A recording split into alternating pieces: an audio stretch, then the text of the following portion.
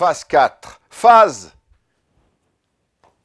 4 de Saul Bass. Alors, c'est un des grands classiques du cinéma de science-fiction américain des années 70, réalisé par un type que vous ne connaissez pas forcément, qui s'appelle Saul Bass. Et Saul Bass, c'est le seul film en fait qu'il ait réalisé, quasiment le seul long métrage qu'il ait réalisé. Pourquoi?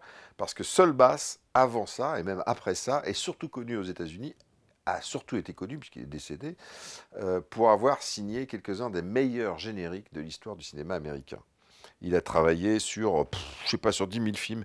Il a fait le générique de West Side Story, il a fait le générique de Spartacus de Kubrick, il a fait les génériques de plein de Hitchcock, comme Psychose, comme Vertigo, comme La mort aux trousses. Donc des génériques, si vous en souvenez, assez sublimes. Il a aussi fait plein d'affiches de films. Il a conceptualisé des affiches, comme celle de Grand Prix, l'affiche du film de Frankenheimer. Et puis tout d'un coup, en 1973 ou 74, je ne sais plus, à une année près, il a fait Phase 4. Et Phase 4 est un film assez étonnant parce que ça raconte l'histoire en fait, c'est des savants qui, en plein milieu du désert, étudient le comportement des fourmis. Et surtout, ça ne s'arrête pas là, puisqu'ils essaient de rentrer en communication avec les fourmis.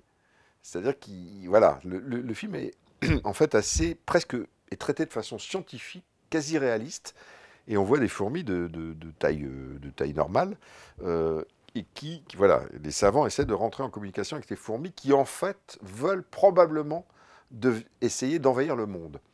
Alors c'est un pitch assez fou, parce que le film est traité de façon, comme si on voyait un documentaire scientifique, quelque part, un petit peu, sauf que ces fourmis sont dotées d'intelligence, commencent à communiquer avec les humains, je vous raconte pas comment, et veulent effectivement envahir le monde.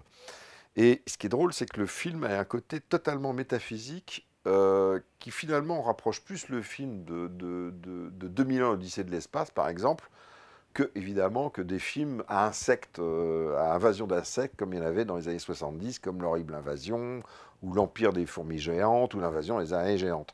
Donc le film, voilà, c'est un film de science-fiction totalement culte, un chef-d'œuvre du genre, faut dire ce qui est, et il faut absolument le découvrir. Si vous avez 12 ans, c'est que vous ne l'avez jamais vu, donc vous allez le découvrir. Si vous avez 125 ans et que vous l'avez vu à l'époque, ben vous allez le redécouvrir.